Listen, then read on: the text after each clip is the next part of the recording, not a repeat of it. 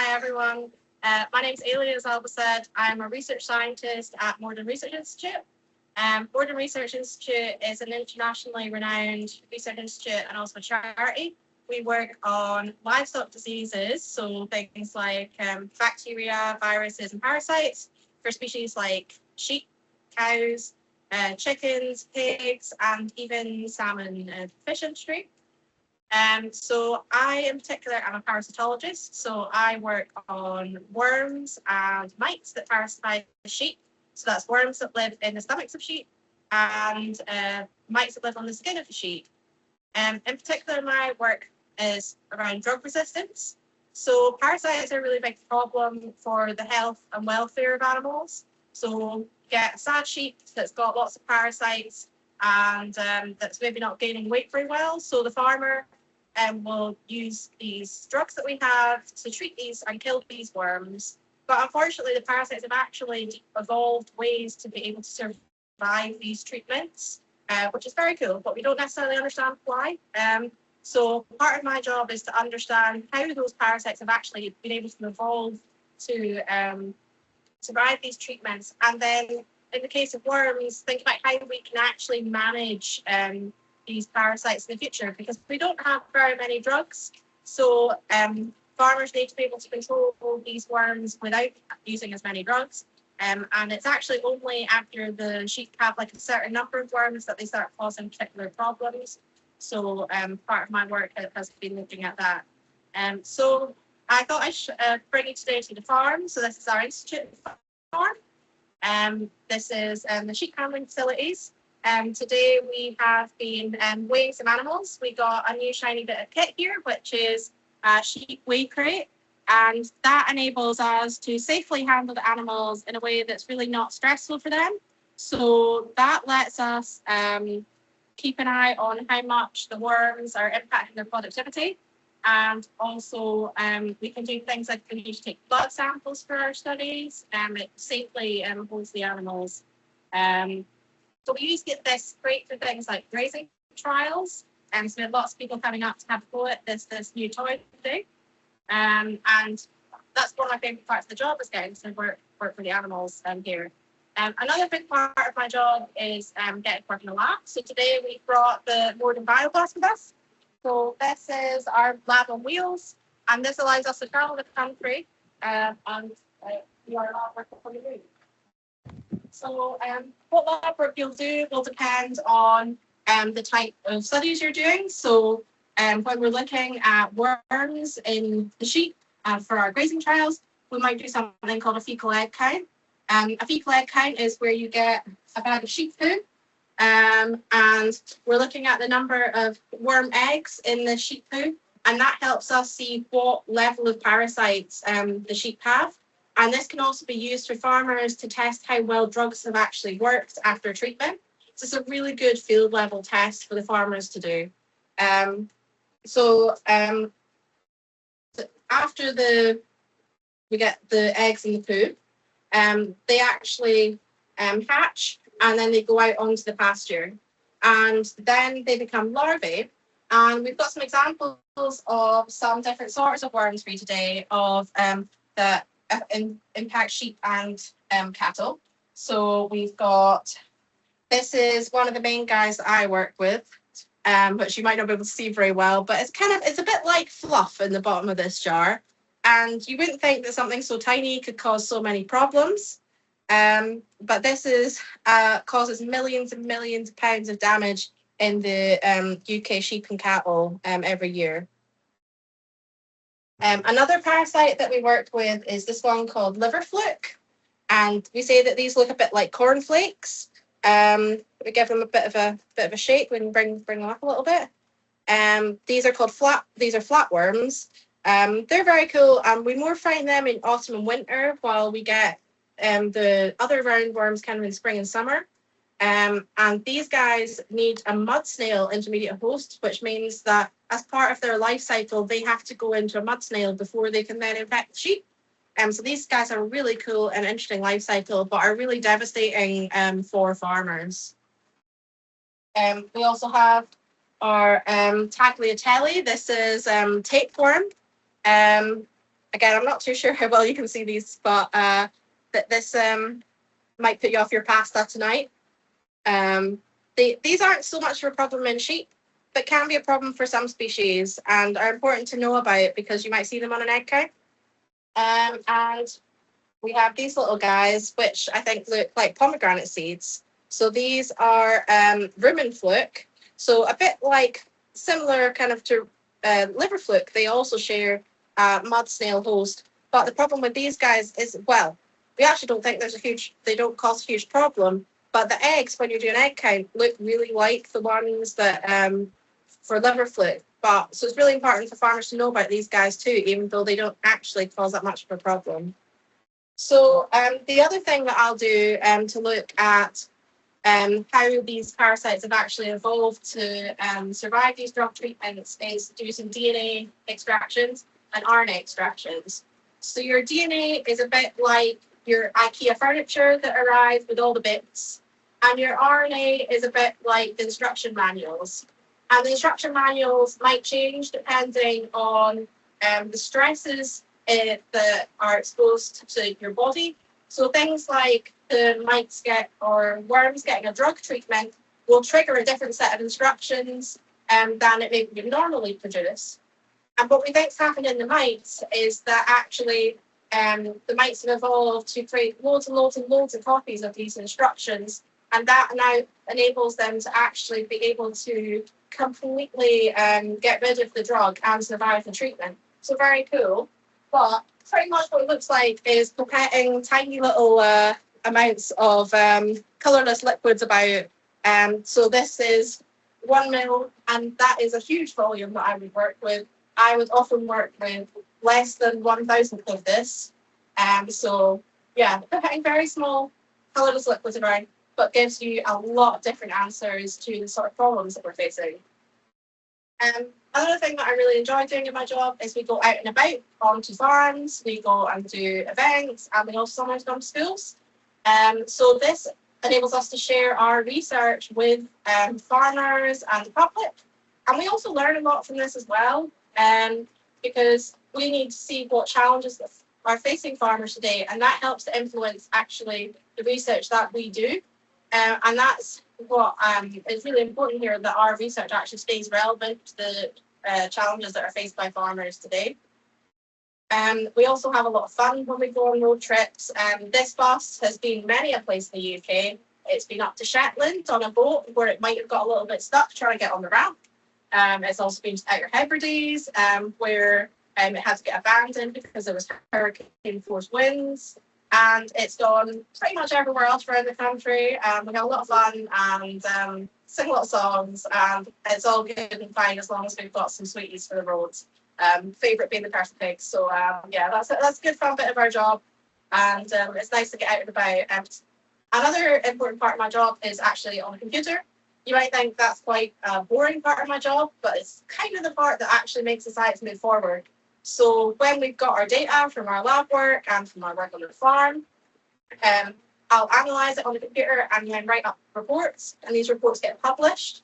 And these reports that get published are actually how the science advances. So while maybe not as fun, it's definitely important, and it's quite nice to have something to do inside in the daylight today. I don't know if you can hear the rain, it's absolutely hammering down. I don't know if Sarah will maybe give you a bit of an idea of what's happening outside at the moment, but it's torrential rain.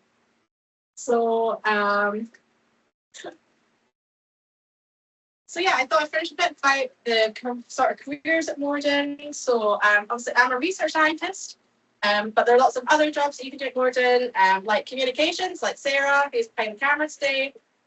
Our IT department, who keeps us all with our computer equipment and networks and things, and keeps everything moving. We have people like our animal technicians who look after our animals on a day-to-day basis. We obviously have like HR and finance and things like that as well. And that just all keeps us moving. You know, actually, I'd say that it's really the non-scientists that keep Morden going. And I think pretty much all the support staff will attest to that. So I'm a scientist, and the way I got into this was I did an undergraduate degree at the University of Glasgow called Veterinary Biosciences. As part of that degree, you do like a kind of 3-month research project. and I did it about these guys, rooming fluke. And I find that really interesting. I really enjoyed getting to do research. And at that time, my kind of teacher for that suggested you should do a PhD. I think you would quite enjoy that. And I was a bit like, what on earth is a PhD? But PhD is essentially another degree. But it's a bit more than that because it's actually a training program. So it tends to be like 3 to 4 years, and it trains you on how to do research. So it's the first step to train you how to do research. So you get to do your own research project for like 3 or 4 years. You get really involved. You own it. I really loved it. And then at the end, you write up essentially a story about what happened. Sometimes quite a big story. Mine was quite a big story, but it's called a thesis. And then you are the world expert on your research area. Nobody knows that book better than you do. And then you have a couple of people that will come and examine you on your thesis. Essentially, they just chat to you about your research. And it's really nice at that point to find someone who will listen to you talking about your research. I really enjoyed that. It's kind of an exam, but I find it really good fun getting to actually talk about my research that I was really passionate about and had done for the last 4 years. So that's kind of how I got into this role. And now I'm doing something called a postdoc, which is this research scientist position. And a postdoc is a really good opportunity to learn new skills.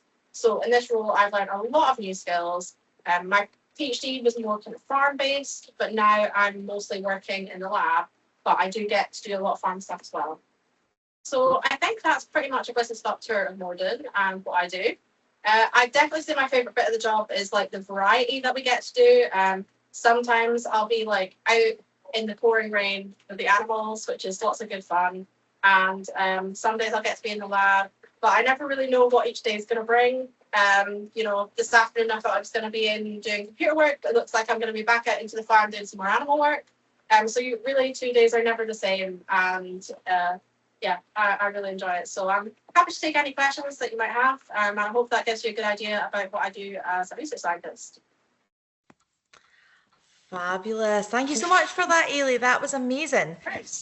So one of the questions that they would like to know is what sort of subjects do you think is important? So thinking about young people that are maybe thinking about picking their subjects, what would be good ones to pick to move into these sectors?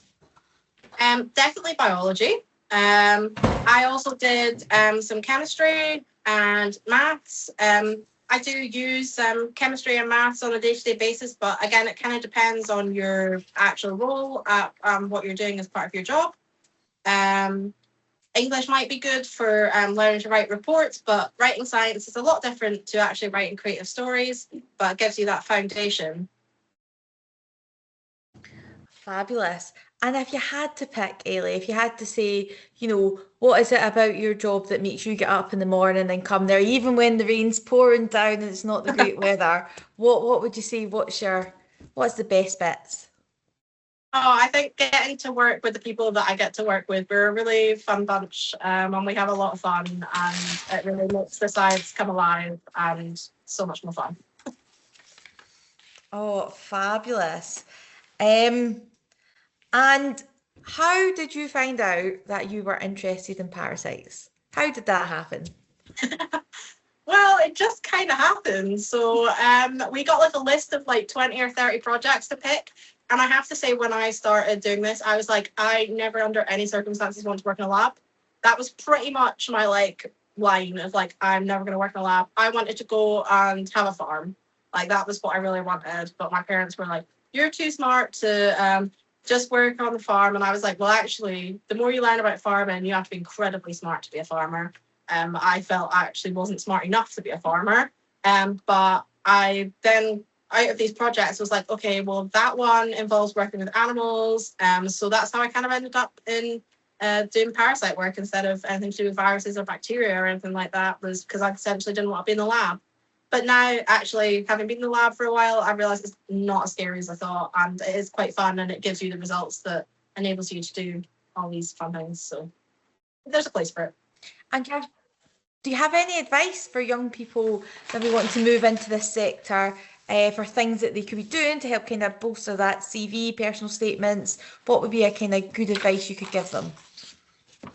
I think just showing interest in this sort of area. You can get work experience at places like this.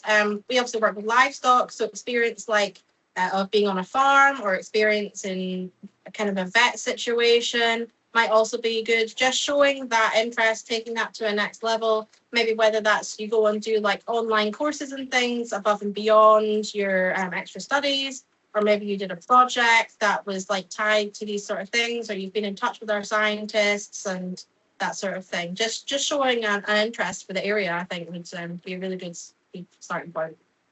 What sort of soft skills do you think is quite important for working in these sectors? Because we talk about a lot about qualifications and subjects, but what type of soft skills do you think, transferable skills, would be very useful? Definitely communication. Things like today, I speak to a lot of farmers. I go to a lot of farm events. We obviously all have our strengths and weaknesses in places, so maybe it's not everyone's thing doing the communication side of things. Also having good time management and just being able to speak to people, to like organize space in the lab and that sort of thing. Sometimes you might need on a machine that someone else has got, so that kind of negotiation as to whose work's going to get prioritized and that sort of thing, and setting good expectations. Yeah, I think a lot can be solved with communication and good time management. Fabulous. And what would you say is the grossest thing that you've had to deal with in your research? Oh, that's hard. There are many gross things. Everyone has their own idea of what's a gross thing.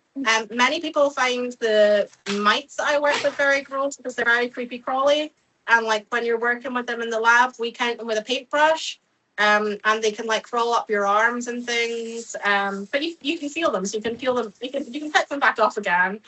Or sometimes we have to work with like guts and things like that, and some people don't like doing that. We all have our things. I don't mind really any of it. Have you always been okay with it, or the first time you felt it kind of crawling up your arm, did that kind of shock you a little bit? I've always been pretty okay with it. The mites, I have to say, there's a line. So we have this sheepscab mite that I work on, and then there's another mite I sometimes help with called poultry red mite. Those are fast, like so fast. And like if they're on ice, that really slows them down. But if they're just at room temperature, they're incredibly fast. I don't like them. They are too fast. The sheepscab mites, they just kind of waddle. They're not really sure where they're going in life, and they don't go very fast. But yeah, you can put them back in their dish quite easily. The poultry red mite's a bit of a no. Oh my goodness. Okay. Do you have a favourite animal on the farm? And why would you pick that? Oh, it's always been sheep. Like my favourite thing is sheep. I really enjoy working on improving sheep health and welfare, and that is pretty much what all of my work in parasitology has involved. Parasites are such a huge problem in sheep, particularly. And that's really what founded me. I really want to be a sheep farmer. So yeah, definitely team sheep, like my lanyard. Is there any unusual facts that you know about sheep that you think people wouldn't know? That's a hard one. Oh yeah, so Sarah suggested a good one. So on the farm, they can recognize like each other's faces, and one really cool thing is I really enjoy where I used to lamb is that we can also recognize their faces. So like I can tell you like the parents and grandparents of pretty much all the sheep on the farm that I work on, having been there for 15 years. So that's kind of a special, very niche skill. Oh, wow. What would you say is the most amazing thing you have learned as part of your work? I think it's really interesting to understand how the parasites really interact with the hosts, so the sheep, and like that dynamic. Obviously, the parasites just want to live, and the sheep just want to live too. So it's actually just working out that balance there, because not all parasites are bad all of the time. Some of the worms we work with are only really bad when they have lots of them. So I really enjoy that side of things, understanding that relationship a bit more. What would you say to young people or people in general that might, you know, have that kind of stereotypical view about agriculture that, you know, like you're saying that like it's not very skilled or not very smart, what would you say to them? Oh, go and spend some time on the farm. It is incredibly skilled. You have to know so much. There's so much to do with animal like health and welfare. That sometimes it's just knowing that you can't. It's just getting the experience. You can't actually learn that from a book. And also they have to manage their whole farm, manage cash flow and finances. They have to work to government regulations. Work in changing markets. It's an amazing career and one that I very much admire when we go and work with all the farmers because I just don't know how to do it. How do you find other people react when you tell them what it is you do? It depends who they are as to what story they get. So what I do. Most people I tell I'm a research scientist and then we'll broach the subject of parasitology and see how grossed out they are. When I tell people that I got sent 350 packets of sheep poo in the post for my PhD, that kind of stops many a conversation, or that I work with mites. So, sorry, Ellie, how did you go? How did you go about sourcing so much sheep poo? How did you get that sent out to you? That's a fraction of the sheep poo. Each sheep poo is about 2 kilos a day, so I got sent essentially about 10 grams from 15 sheep times 350 envelopes. So there's a lot of sheep in Scotland. So there's a lot of hills with a lot of sheep poo on them. So that's a lot of poo, Ailey. Yeah, that's a lot of poo. Oh wow! Is there any of the parasites that you really don't like working with? Like not because they're creepy or crawly, but just ones that you don't like that kind of aspect. I feel like all the parasites that I've worked with, I don't mind. I haven't worked with all of them, of course. Like poultry red mite, that I think that is my line. I'll help our researchers that work on poultry red mite, but I think personally, I find them a bit like there's stories where people have come off a farm and like so they're red because they feed off blood from the chickens, and like that they've got into our institute car after visiting a farm, and then the seat crawls like and moves with poultry red mite, and that she had to stop on the way home to go and have a shower in her house because she couldn't deal with like getting the whole way back to work with the mites she was collecting. That's exactly where my line is. Interesting. And is there any other parts of your job that you have to do that's kind of part of your job, but maybe not your favourite part?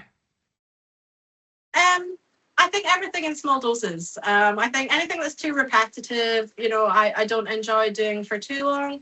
But the beauty of this job is that a lot of the repetitive work you're maybe only doing for a couple of months, or you have a really good team behind you that's also all doing it, and you'll have a good chit chat and a laugh while you're doing it. And then you're also remembering why you're actually doing it at the end of the day. I'm doing it for the sheep's health and welfare. So actually, it's really important that I take as much care and time over that as it needs to make sure that the results that I have are the best that they can be.